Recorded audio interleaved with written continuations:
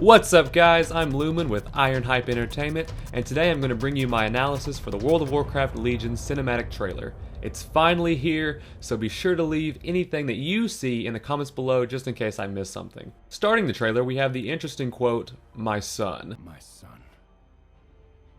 which is a throwback to the Wrath of the Lich King cinematic and could be foreshadowing a bit into the lore of the new expansion.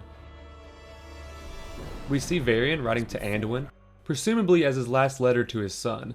This means he knows that he could be sailing to his death. This could also be a bit of confirmation by Blizzard, as most people, including myself, are predicting him to die. In the next scene we see a compass with a picture of Anduin in it. Blizzard confirmed at BlizzCon that the compass is a family heirloom passed down from Lane Wren. The next scene we see a basic map of the new continent, the Broken Isles. This map shows us a green Legion marking that marks the location of the Tomb of Sargeras. They're coming back!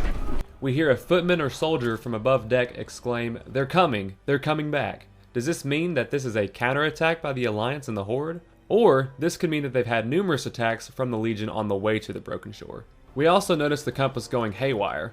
When compasses do that, it's due to magnetic field disruptions.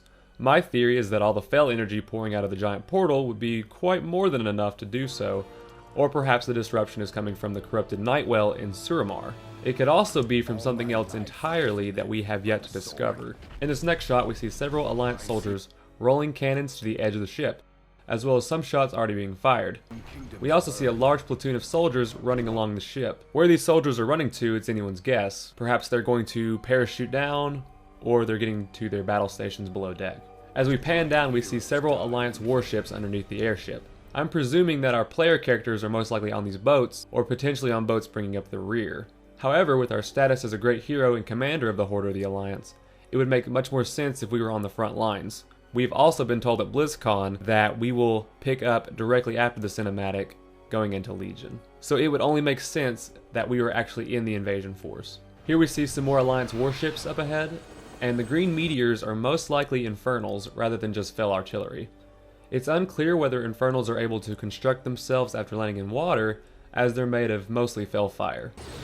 One narrowly misses the Alliance warship, and as we look to the sky we see several gnome gyrocopters flying in. In the background we can also see some goblin zeppelins and what looks to be an orc battleship. This is our first visual confirmation of Horde forces also assisting the assault. From this next shot it's pretty evident that the Alliance airship is Skybreaker, as the giant golden eagle on the front is an exact replica of the Skybreaker's features. This is the same airship used by the Alliance in Wrath of the Lich King. If not the Skybreaker, it must be another Alliance airship that looks exactly like the Skybreaker. We also see more Alliance ships and gnome gyrocopters. Varian speaks about how it's been difficult to trust the Horde after he's lost so much, but as he looks to the horizon he sees a Horde airship that looks just like Ogrim's hammer. However, Ogrim's hammer crashed during the Dragonsoul raid back in Cataclysm, so this is either a rebuilt, improved version of Ogrim's hammer or an entirely new airship that looks like it.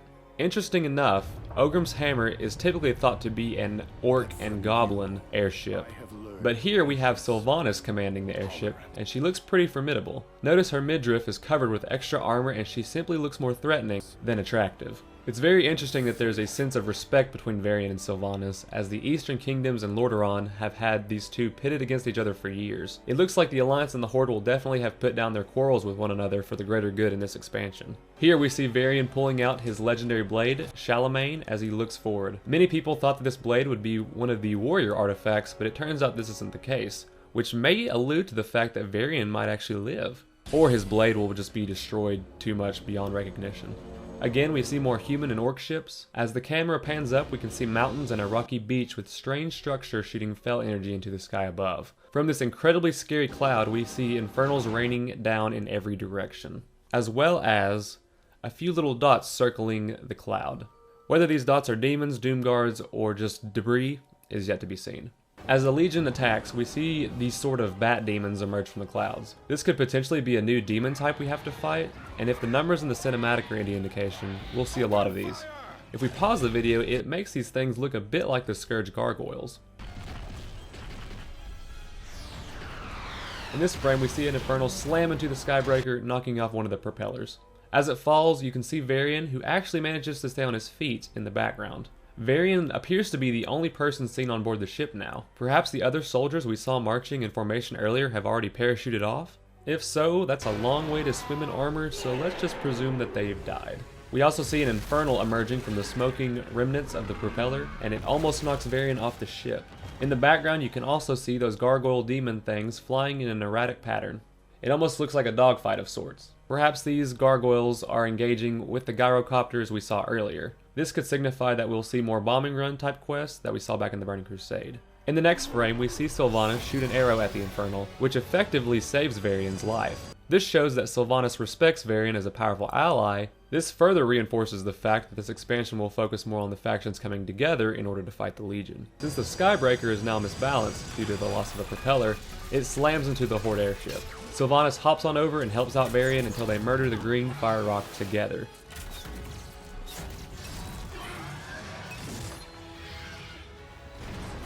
Here we have an interesting scene as the Skybreaker plummets towards the ocean below. We see a few ships and perhaps some wreckage of other ships that didn't quite make it to the shore. There are also more flashes of the gargoyle demons flying around, as well as little explosions, most likely from dogfights between the gargoyles, gyrocopters, and maybe even flying mounts. Here you see everything on the deck of the ship slowly sliding past. We have a table with some glasses, some boxes, a cannon, and a dead body rolling past.